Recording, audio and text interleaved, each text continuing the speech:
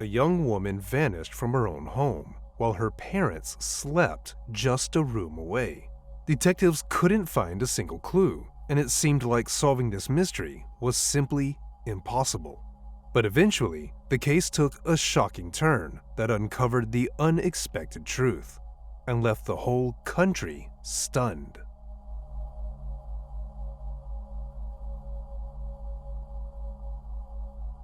Alicia Ross was born on February 8, 1980, in Markham, Ontario. When she was just a baby, she was adopted by a couple who surrounded her with love and care. Later, her parents divorced, and Alicia stayed with her mom, but she still saw her dad regularly. She loved being outdoors, and her biggest passion was canoeing. She would often head out to Lake Ontario, where she could spend hours paddling across the open water. Eventually, she even started teaching kids how to canoe at local camps.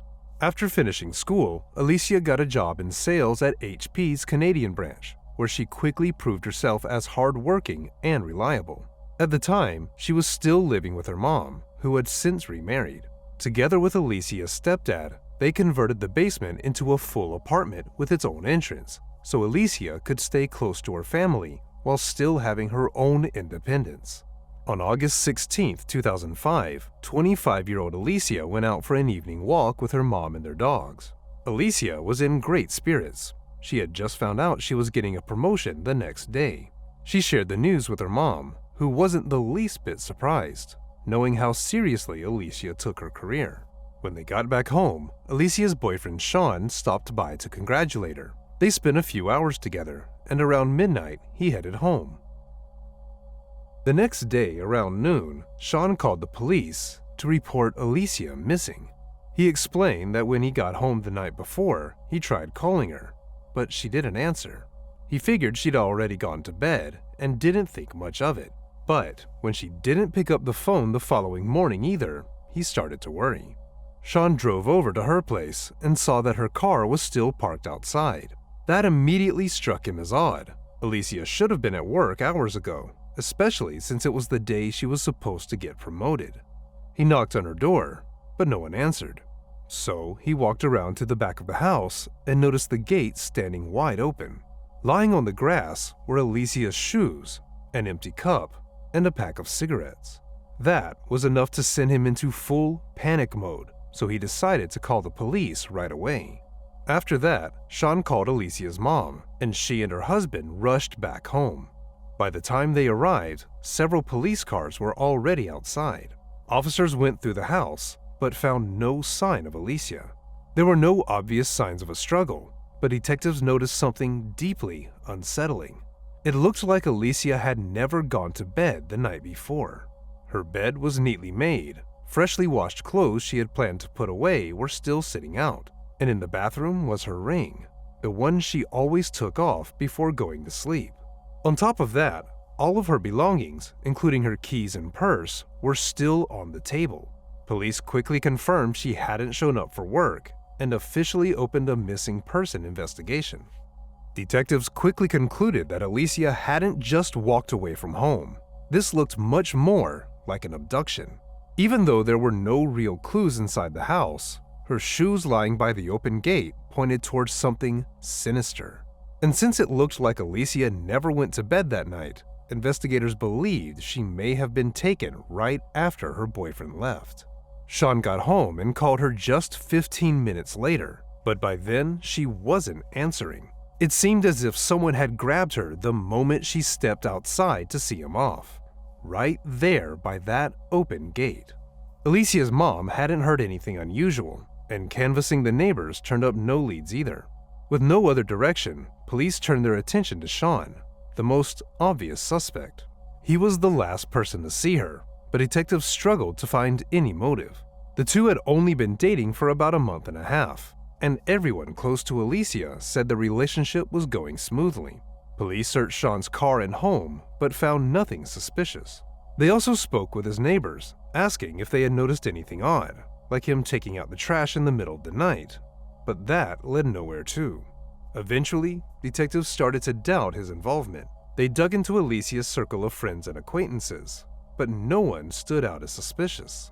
So, detectives launched a massive search operation, setting up a command post inside a local school while the kids were away on summer break. They brought in search dogs, helicopters, and asked the public for help. On the very first day, around 60 people joined in, but by the next day, the number had grown to nearly 400. The response was so overwhelming that police actually had to send some volunteers home because they didn't have enough resources to manage such a huge group. Even so, the search for Alicia quickly became the largest in Ontario's history, and the story spread far beyond Canada's borders. There were a few reasons why the case grabbed so much attention. First, no one could understand how Alicia could vanish from her own backyard in a matter of minutes, with no sounds, no witnesses, and no real clues.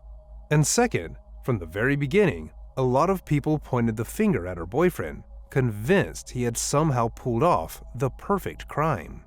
One detail that especially fueled suspicion was the fact that Sean called the police almost immediately after Alicia didn't pick up her phone. He had her mother's number, but instead of calling her first to check if she knew where Alicia was, he went straight to the police. About a week and a half after Alicia vanished, the media reported that Sean had refused to take a polygraph test and had stopped cooperating with the police, news that only fueled suspicions against him. Reporters also spoke with him directly, and he admitted that he believed he was now the prime suspect in the case. Meanwhile, the search was going nowhere.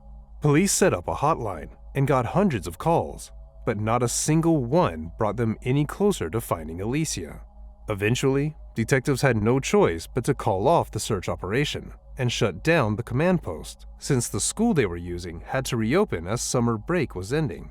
A month went by, and investigators still couldn't find a single new lead. They looked into ex-convicts living in the area, interviewed hundreds of Alicia's neighbors, spoke with her coworkers, but every path hit a dead end. At that point, detectives were leaning toward the idea that whoever kidnapped her must have known her personally. That would explain why no one ever heard her scream. That's how things stayed until September 20th, when the case suddenly took a shocking turn. A man walked into the police station with his lawyer and announced that he was the one who had killed Alicia Ross. The man was 31-year-old Daniel Sylvester, Alicia's neighbor, living just a few feet from her house. He said that around 1:30 a.m., he went outside for a walk and stepped into the narrow alleyway between their homes. That's where he ran into Alicia. Seeing him there in the middle of the night startled her, and she asked what he was doing. Daniel told her he had every right to stand outside his own house. An argument broke out, and according to Daniel, when Alicia insulted him, he completely lost control. He punched her, knocking her to the ground, and then kept hitting her as she tried to fight back. Enraged, he slammed her head against the stone walkway several times until she stopped moving. That's when he realized she wasn't breathing, and that he had killed her. As he confessed, Daniel even lay down on the floor in front of detectives, physically acting out how he had beaten her to death. Panicking, he froze for a few minutes, not knowing what to do next. Then he made a decision. He had to get rid of the body. He dragged Alicia into his garage, washed the blood off the walkway with a garden hose, and lined the trunk of his mother's car with cardboard. His mom, by the way, was asleep inside the house at the time. He then stripped both himself and Alicia, stuffed the clothes into trash bags, and wrapped her head in rags and duct tape to stop the blood before loading her into the trunk. After that, Daniel went back home, took a shower, and changed into clean clothes. Around 5 a.m., he got into his mother's car and drove about an hour out to a small town called Manila. He found some remote swampy area and dumped Alicia's body, along with the trash bags containing their blood-stained clothes. When he returned home, he suddenly realized that along with his clothes, he had also accidentally thrown out his own wallet with all of his bank cards and driver's license. Over the next few days, Daniel kept going back to the site, desperately trying to find the bag, but he had hidden it so well that he couldn't locate the exact spot again. Still, he remembered exactly where he had left Alicia's body, since he'd stashed it separately. A few weeks later, panic started creeping in. He was terrified the police would eventually find it, so he went back to move the remains. By that point, the body was badly decomposed, and he had to gather the remains piece by piece. He wrapped them in a tarp, put them in the trunk, and drove about 40 minutes away to a tiny town called Kobokonk. There, he found a secluded spot in the woods and hid the body again. Afterward, Daniel confessed that he pleasured himself to ease the tension, but swore he never touched Alicia in a sexual way and that this was never his motive. After finishing his confession, Daniel said he never meant to kill Alicia, but his rage took over and he just couldn't stop himself. One of the detectives told him he should write a letter to Alicia's parents and apologize for what he'd done. Daniel broke down in tears, admitted he had no right to take their daughter away, and scribbled a short apology on a piece of paper. He also said he deeply regretted the pain he had caused his own mother, knowing she would now have to live the rest of her life carrying the shame of his actions.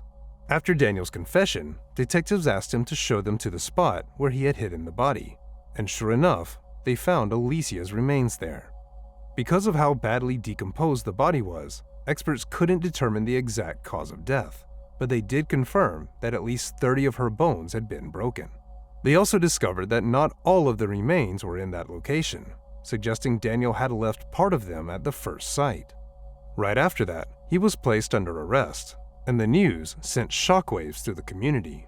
Throughout the entire investigation, Daniel had never once been considered a suspect, even though he lived literally right next door.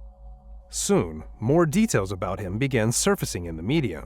Daniel had no criminal record, but he had struggled with anxiety and depression since childhood. He had a hard time interacting with other people, which made him an easy target for constant bullying. He also struggled with women, so grew up withdrawn and isolated. As an adult, Daniel spent nearly all of his time at home.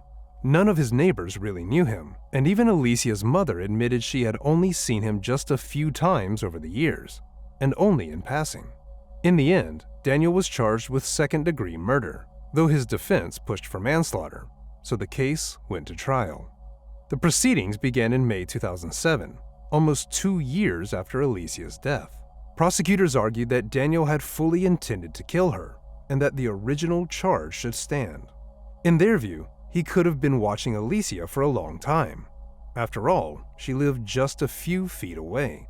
They suggested he might have spied on her through her window, and that over time, this turned into an unhealthy obsession. That night, when Alicia was standing outside alone, Daniel likely saw an opportunity to approach her, but instead, he frightened her by sneaking up in the dark alleyway.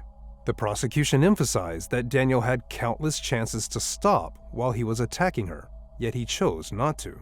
Then, instead of calling police, he decided to hide the body, spending the entire night cleaning up and getting rid of evidence. Weeks later, he even went back to move the remains so investigators would have a harder time finding them. Because of all this, the prosecution believed Daniel wasn't motivated by guilt when he confessed, but by fear of being caught. After all, he had tossed out his wallet and ID in the same bag as Alicia's bloody clothing. Sooner or later, someone would have found it and tied him directly to the crime.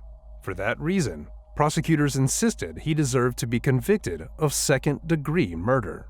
His lawyer tried to convince the jury that Daniel never meant to kill Alicia, that it all happened in the heat of the moment. According to the defense, Daniel lost control after she insulted him and wasn't thinking clearly about what he was doing. They also pointed to his lifelong struggles, constant bullying that left him with low self-esteem, as well as anxiety and depression that had followed him into adulthood. But then, something came out during the trial that didn't do him any favors. A psychiatrist who had evaluated Daniel before court testified that Daniel had admitted to violent fantasies about women. For example, he imagined jumping out of the bushes and attacking them, and he also confessed that he sometimes exposed himself to strangers on the street. That revelation pushed the jury even further toward believing that Daniel likely had planned to kill Alicia. In the end, he was found guilty of second-degree murder and sentenced to life in prison with the possibility of parole after 16 years. After the verdict, Daniel tried to appeal his sentence, but nothing came of it. His first chance to apply for parole came in 2021, but there's no record of him being released. Since there's no public information suggesting otherwise, it's most likely that he's still behind bars. It's also worth noting that shortly after Daniel's arrest, a local newspaper issued a public apology to Alicia's boyfriend, Sean. For an entire month, many media outlets had painted him as the prime suspect, and according to Sean's father, that time was devastating for him. Not only had he lost his girlfriend, but countless people believed he was a killer who had gotten away with it. After Daniel was sentenced, Alicia's parents created a memorial fund in her name. It helped sponsor canoe lessons for kids at the national park she loved so much. Share your thoughts on this story in the comments section, and don't forget to press the like button if you enjoyed my video. Thank you for watching.